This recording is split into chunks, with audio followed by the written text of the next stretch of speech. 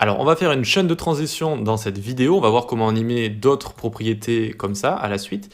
Et juste avant, je voulais vous donner un petit hack ici. C'est vrai que je m'en suis souvenu. On peut écrire un script avec deux slash, comme ça veut dire un commentaire. Hein, c'est pour écrire un commentaire en JavaScript. Et le fait de forcer un script dans le head comme ça permet de éviter d'appliquer les transitions sur l'élément quand il va juste être créé avec le CSS_HOM, donc quand il va être rendu pour la première fois. Mais seulement les transitions quand après que, que notre site soit apparu, d'accord? Pas à sa première apparition, mais seulement après quand les éléments se seront tous créés. Ok.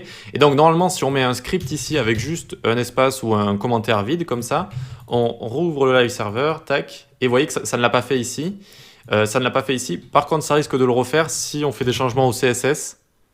Non, ça l'a même pas fait ici. Alors ça normalement, ça le fait toujours. C'est-à-dire que normalement, si on change quelque chose ici, ça va toujours rappliquer les transitions. Pourquoi? Parce qu'on est avec le live server ici et qu'il y a juste le CSS qui change. Donc ça va juste réappliquer les propriétés CSS et donc appliquer les transitions. Mais bon, là, je suis assez content car apparemment, ça ne le fait pas ici aussi.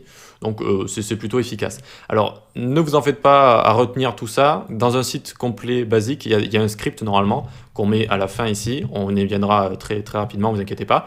Et donc ça permet d'avoir un script et de faire charger le script après le CSS de base, les propriétés CSS de base. Et donc on n'a pas le bug des transitions comme ça.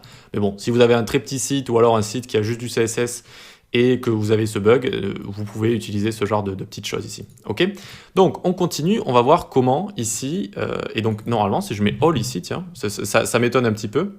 Voilà, ça met bien le délai de 2 secondes que je vous parlais vu qu'on est avec le live server ici. Mais normalement ça ne le met plus quand on fait ceci, tac. Vous voyez que quand on ouvre le site ici, parce que là on simule en fait une ouverture de site classique, eh bien là c'est bon, ça ne le fait plus. D'accord? Donc c'est correct, c'est exactement ce que je voulais. Donc si on veut animer plusieurs propriétés les unes à la suite des autres, eh bien on pourrait se dire, bon je vais mettre transform ici et par exemple opacity là. Et non, ça va pas marcher comme ça, ça va pas marcher comme ça. Il faut les mettre à la suite ici. Donc déjà on enlève le délai, ici on fait opacity, on dit que ça va durer 0,2 secondes et is in par exemple, et ici on va dire que ça va durer 0,2 secondes également pour faire des choses assez rapides.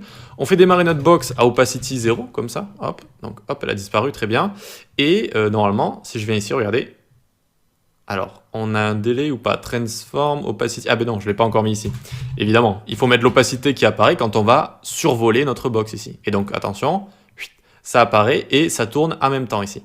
Alors on voit que les deux s'animent en même temps, ce qui, bon, vous faites comme vous voulez, mais comment on fait pour ajouter un délai entre tout ça, pour faire une sorte de timeline, un petit peu comme quand on monte une vidéo, d'abord ça, ensuite ça, ensuite ça. Eh bien on utilise delay en fait, tout simplement ici, 0,2 secondes par exemple sur le transform, donc ça va d'abord apparaître et ensuite tourner, vous voyez, d'abord apparaître, ensuite tourner. Pourquoi? Parce qu'on a mis un delay sur le transform ici, tout simplement. Et donc ce qu'on peut faire, en fait, on peut faire une timeline ici, hein, tout simplement. On va mettre tous les uns à la suite des autres. Et par exemple, on va s'occuper d'une dernière chose, allez, un background par exemple, background color ici, on va lui mettre 0,2 secondes également, et is in out, comme ça, d'accord? Ok. Et donc le background ici va s'activer en même temps que l'opacité, donc quand ça va apparaître. Et ici, on n'a plus qu'à mettre un BG color. Ah, ça n'a pas marché mon petit raccourci. Alors, ah oui, parce qu'il n'y a pas le point virgule ici. Je l'oublie à chaque fois. BG color ici, tac.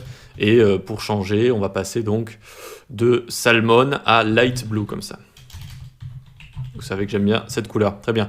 Donc normalement, là, quand je vais passer, ça va à la fois faire apparaître, à la fois passer de saumon à bleu et tourner. Vous voyez qu'on a fait une chaîne de transition, en fait. Alors c'est intéressant, ça peut être sympa d'en mettre 2 ou 3, mais après, faire 1000 transitions les unes à la suite des autres comme ça devient rapidement embêtant, et puis il faut se souvenir du delay de tout et n'importe quoi ici. Donc il a été inventé quelque chose de génial qui sont les animations, et qu'on va pouvoir découvrir dans la prochaine vidéo. Allez, à tout de suite.